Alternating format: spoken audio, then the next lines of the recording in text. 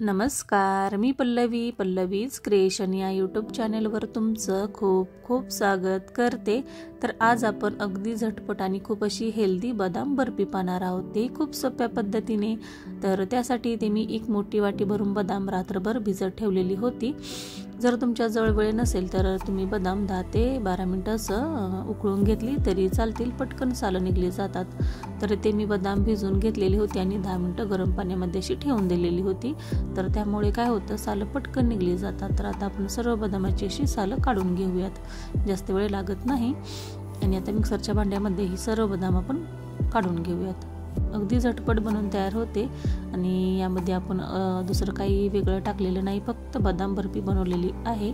आणि याची आपल्याला सुरुवातीला असं बारीक वाटण करून घ्यायचं आहे आणि नंतर यामध्ये दूध ॲड करायचं आहे। तरी मी छान अशी बारीक पेस्ट होण्यासाठी वरून यामध्ये थोडंसं दूध ॲड केलेलं आहे, त्यामुळे छान अशी आपली बारीक पेस्ट बनली जाते। हे पहा, छान अशी मऊसूत पेस्ट करून घ्यायची आहे या पद्धतीने। आणि आता एका पॅनमध्ये आपल्याला 1 वाटी बदामसाठी आपल्याला पाऊण वाटी साखर घ्यायची आहे। तरी ते तुम्ही समप्रमाणात घेतली तरी चालेल, आवडीनुसार तुम्हाला किती गोड आवडतं त्यानुसार। आणि आता साखर भिजेल इतपत आपल्याला यामध्ये पाणी टाकून घ्यायचं आहे आणि बारीक गॅसवर आपल्याला साखर विरघळून घ्यायची आहे, नाहीतर काय होतं, साखर खाली अशी चिटकली जाते। साखर छान विरघळली की आपण करून घेतलेली पेस्ट यामध्ये टाकून घ्यायची आहे आणि छान असं मिक्स करत राहायचं आहे। गॅस कुठेही आपल्याला सुरुवातीला वाढवायचा नाही, छान असं एकजीव करून घ्यायचं आहे।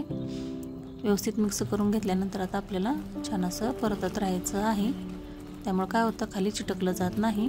आणि तुम्ही पाहू शकता यामधील पाणी आटत आलेलं आहे।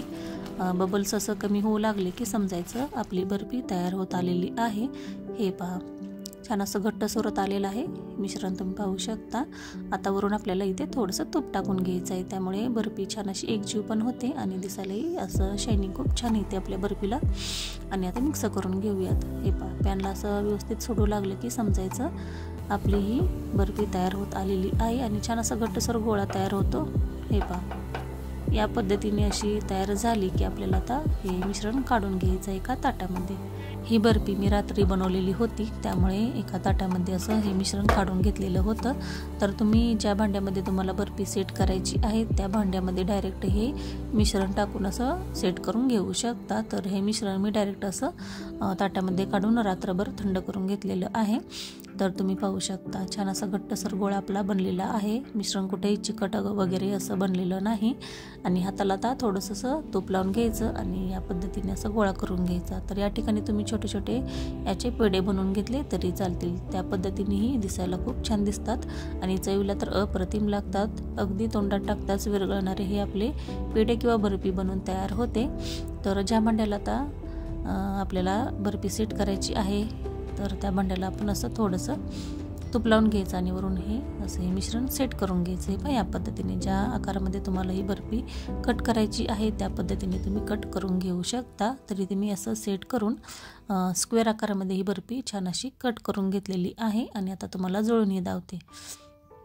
हे पहा, अगदी मऊसूत आपली ही बर्फी बनवून तयार होते आणि वरून इथे मी थोडेसे असं बदामाचे काप काढून ठेवलेले होते, तर ते लावून घेतलेली आहेत। तर त्यामुळे बर्फी आपली दिसायला खूप छान दिसते आणि तुम्हाला काढूनही दावते। हे पहा, दिसायला जेवढी सुंदर तेवढीच खायला अतिशय चविष्ट आपली ही बदाम बर्फी बनवून तयार होते। तर या पद्धतीने तुम्ही नक्की करून पहा। चॅनेलवर नवीन असाल तर चॅनेलला लाईक करा, शेअर करा, सबस्क्राईब करा हो, आणि एफबीवर असाल तर फॉलो करायला विसरू नका। भेटूया अशाच नवीन रेसिपी बरोबर, तोपर्यंत धन्यवाद।